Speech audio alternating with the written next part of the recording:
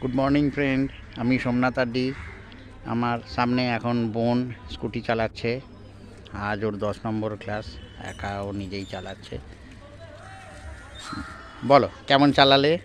High, আমি হ্যাঁ অনুমিতা রায়। আমি দমদমের কাছেই থাকি।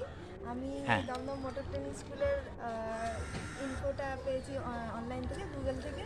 তো আমি এখানে, এটা আমার এখন অবধি 11 নম্বর ক্লাস। তো আমি এতদিন অবধি যা শিখেছি, এখন অবধি কনফিডেন্ট যতদূর আছে তাতে আমি এখন চালাতে পারছি, ঘোরাতে বাকে ঘোরাতেও পারছি ঠিকঠাক।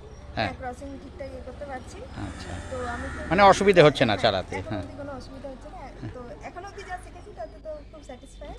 আচ্ছা, তো আমি আশা করবো আপনারাও যারা শিখতে চান তারা এখানে অবশ্যই আসবেন, যোগাযোগ করবেন, নিজে এসে দেখে যাবেন। Thank you, thank you. Thank you, welcome. চলো, আস্তে আস্তে ব্যাক করে নিয়ে ঘোরাবে। স্লো।